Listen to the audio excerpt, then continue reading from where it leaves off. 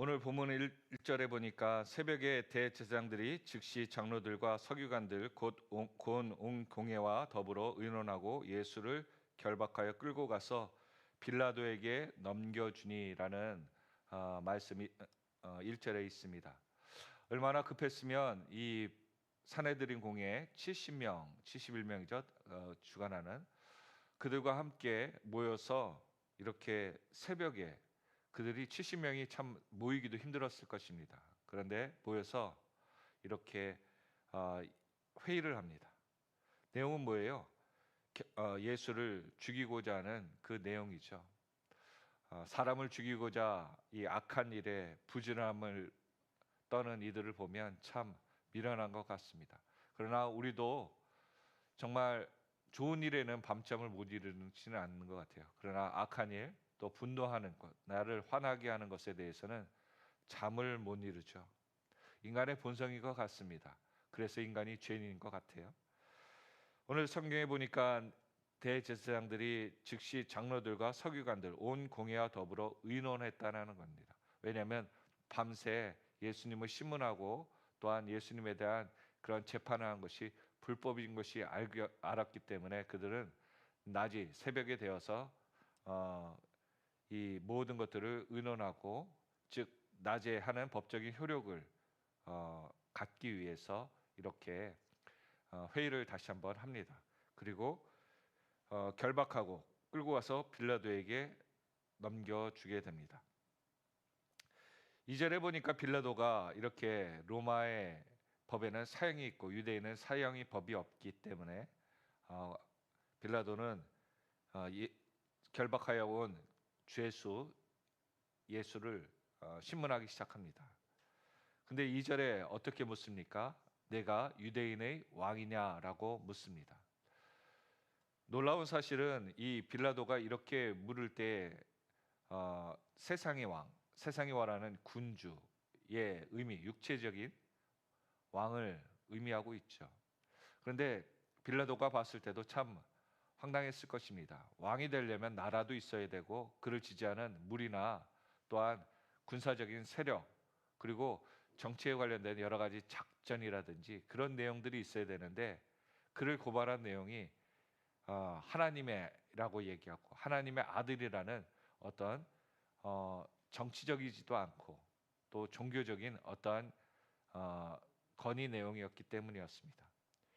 빌라도는 제사장들이 고발한 그 내용 그대로 내가 유대인의 왕이냐, 즉 구테타를 일으킬, 반역을 일으킬 왕이냐, 로마의 황제와 같은 왕이냐라고 묻습니다.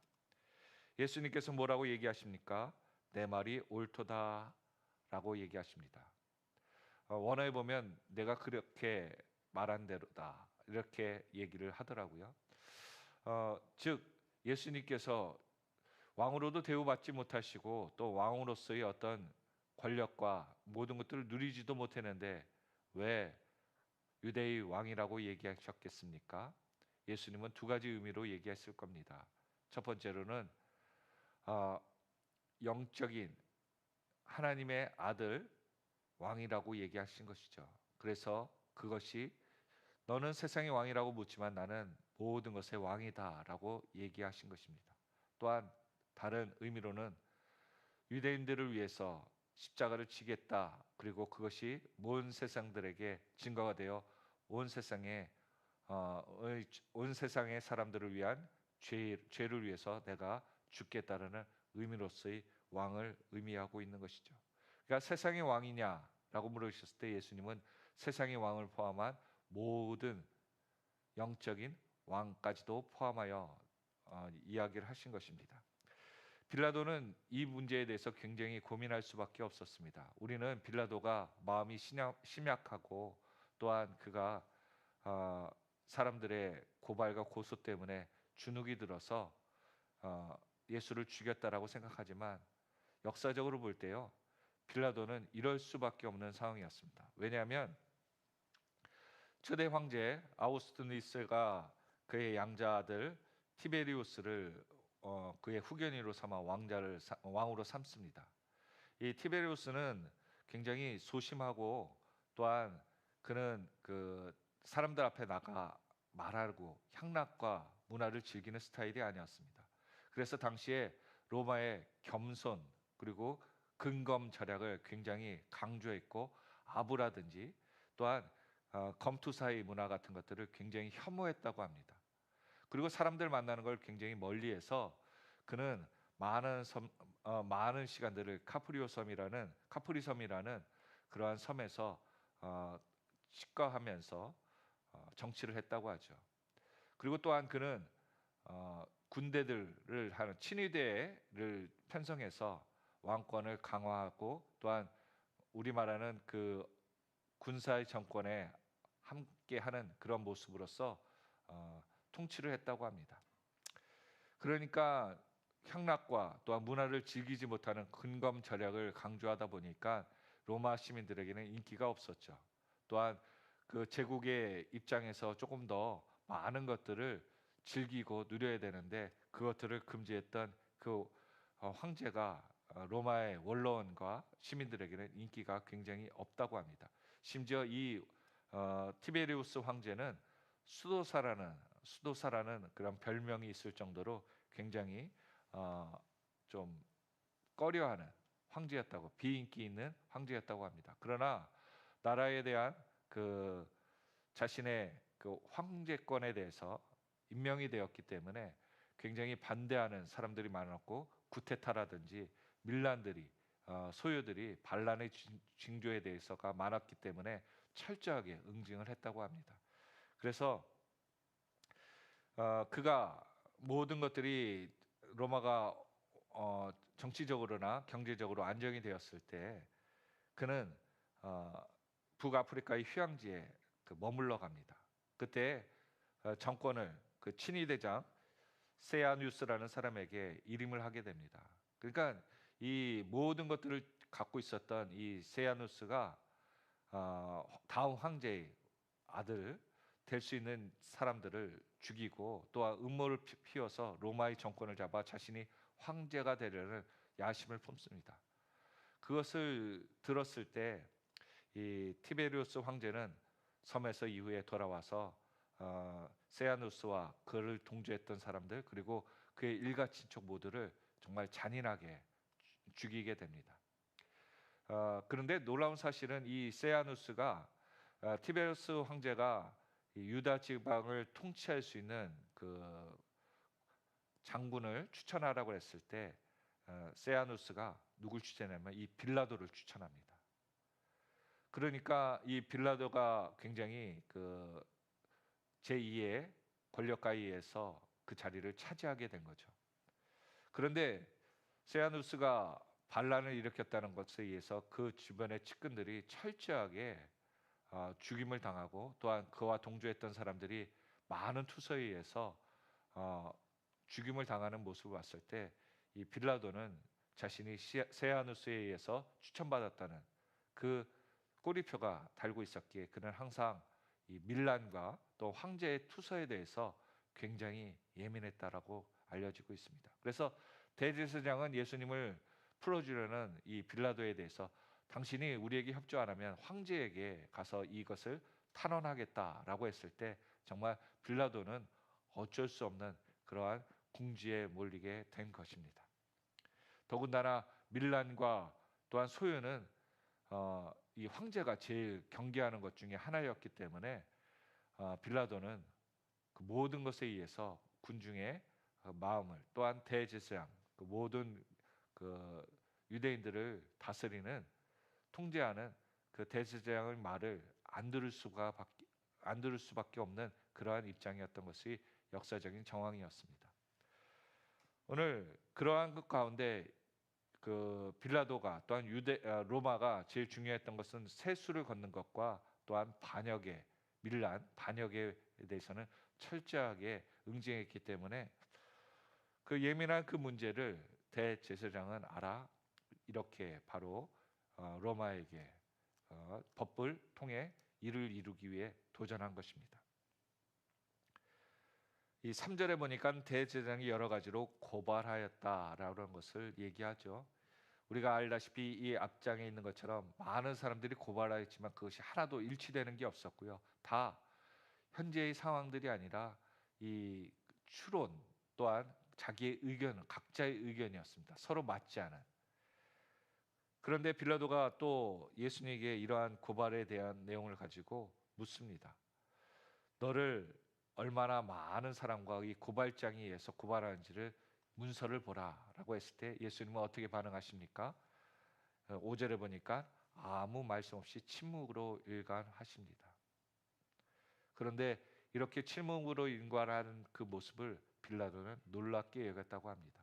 억울할 텐데도 또한 묵묵히 그것에 대해서 아무 말 안 하시는 그 예수님의 모습을 보고 그 고발이 맞는 것인지, 또한 정말 이 말도 안 되는 그 고발의 내용들이 예수님이 맞다라고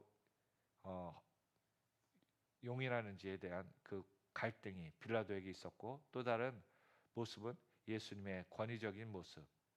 그렇죠. 아무것도 그 문제에 대해서는 내가 거리낄 것들이 없다라는 그러한 모습에, 담담한 모습에 빌라도는 굉장히 놀랐던 것 같습니다. 그런데 예수님의 지금의 상황은 어떻습니까?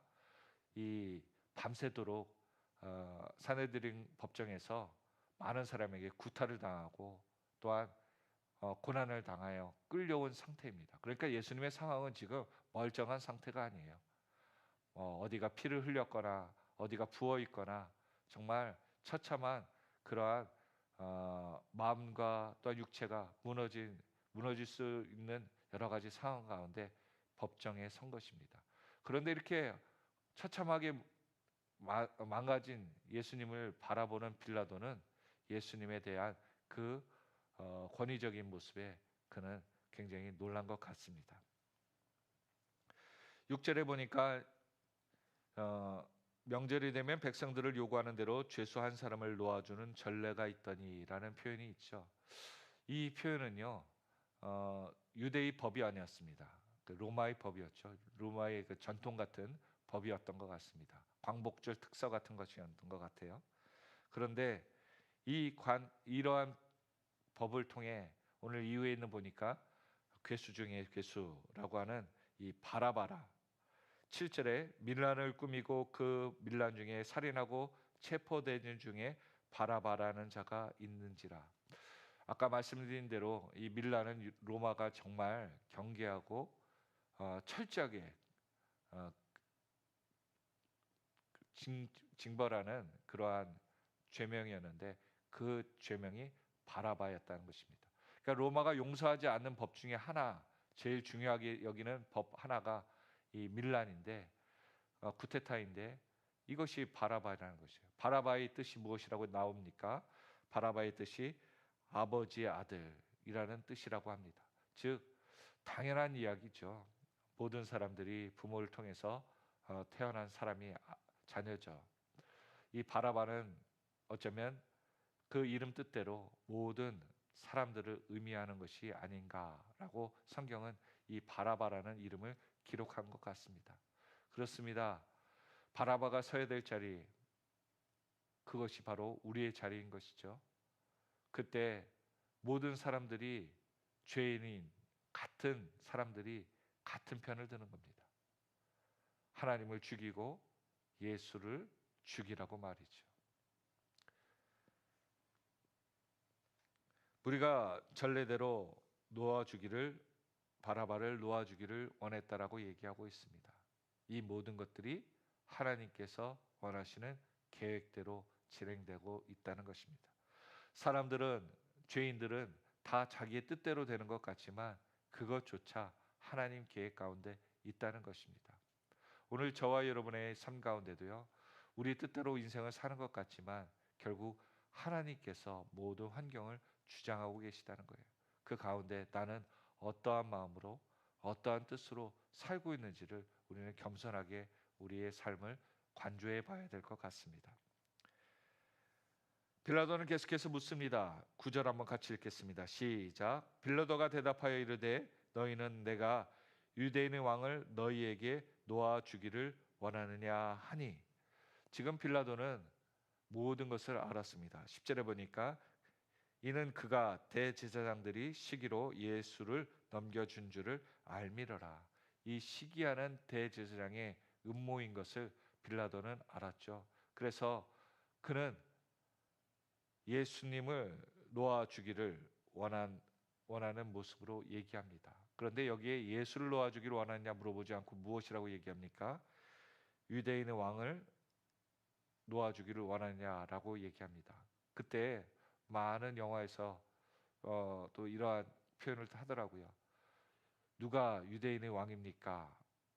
하나님만이 우리의 왕입니다. 황제만이 우리의 왕입니다라고 군중들이 외치더라고요.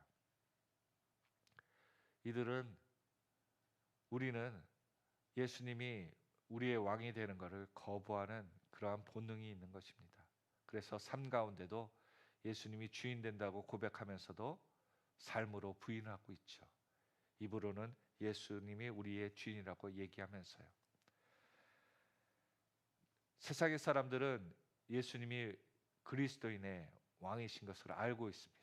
그런데 수많은 그리스도인들은 세상에 아는 것임에도 불구하고 우리는 삶 가운데 그렇게 하나님이 우리의 주인인 것을 인정하지 않고 살더라고요. 참 아이러니죠. 10절에 있는 것처럼 그가 대제사장들이 시기로 예수를 넘겨준 줄을 알미라라고 얘기하는 것처럼 시기는요, 성경에 볼 때 많은 죄를 만들어내더라고요. 창세기에서도 보니까 가인과 아벨 보면 왜 살인을 벌어집니까? 시기심 때문입니다. 또한 사울과 다윗, 그렇죠? 사울 왕이 왜 무너집니까? 다윗을 시기하는 마음 때문에. 그리고 에스더의 이야기도 아시죠? 에스더의 모르드게. 그 나라가 또 유대인들이 왜 위경에 처했습니까? 바로 하만이라는 장군이 모르드게를 시기하는 시기심 때문에. 또한 다니엘도 마찬가지입니다. 수많은 성경에 나오는 사람들도 이 시기심 때문에 스스로 멸망당하는 모습을 보게 됩니다. 예수님도 이 대제사장의 시기심이 발동이 되어서 이 십자가의 형틀에 매달리는 그러한 과정을 겪게 됩니다. 오늘 저와 여러분 가운데도 이 영적인 또한 육적인 또한 마음의 시기심은 없습니까? 오히려 남이 나보다 잘 된다는 것에 대해서 우리가 경각심을 가지고 오히려 그들을 축복하는 그 모습에 기도하는 자가 되어야 될 줄로 믿습니다. 11절에 대제사장들이 무리를 충동하여 도리어 바라바를 놓아달라 하게 하니, 대제사장은 하나님의 바른 것들을 선포하는 자입니다. 그런데 대제사장은 지금 살인도 하지 않고 또한 사람을 살리던 사람을 죽이라고 하고 오히려 살인자를 살려달라고 외칩니다. 오늘 저와 여러분에게도 우리가 잘못된 것 때문에 잘못된 생각 때문에 시기심 때문에 잘못된 선택을 하고 있지는 않습니까? 이 유대인의 이야기 중에 하나가 있더라고요. 하나님께서 이 인생을 잘 산 두 사람에게 원하는 대로 소원을 들어주겠다고 얘기했다고 합니다. 그런데 먼저 말한 사람의 것을 들어주고 그 다음에 말하는 사람은 먼저 말한 사람의 2배를 축복을 주겠다라고 얘기했다고 합니다. 그러자 이 한 달 동안 기한을 주니까 이 두 사람이 치고받고 하면서도 절대 얘기를 안 했다는 거예요. 말을 안 꺼냈다는 거예요. 그래서 기한이 딱 돼서 이제 두 사람에게 지명을 하면서 얘기를 했더니 한 사람이 먼저 지명을 받았던 사람이 우물쭈물하면서 억울하다는 듯이 다음 사람이 제 거 2배 받으니까 제 눈을 하나를 빼주십시오 라고 신에게 요청했다고 합니다. 그러니까 두 번째 사람은 어떻게 되는 거예요? 2배를 받으니까 두 번째 사람은 2눈이 다 뽑히는 거죠. 인간의 본성은 이렇습니다. 시기심이 있으면요, 자기가 망하더라도 다른 사람이 더 크게 망하는 것에 자기 망하는 것들을 감내하더라고요. 이렇게 인간이 무식합니다. 오늘 대제사장들이라고 얘기하고 무리들이 어떻다고 얘기하고 빌라도가 예수님을 죽이도록 판결했다라고 얘기하고 있지만 다 우리는 그 모습 가운데 우리가 불리하면 하나님과는 상관없이 내가 살기 위해 악한 것을 선택하는 것이 우리의 모습이고요. 시기에 눈이 멀면 하나님이 바르다고 하는 것도 조차 들리지 않아서 살인까지 할 수 있는 것이 우리인 것입니다.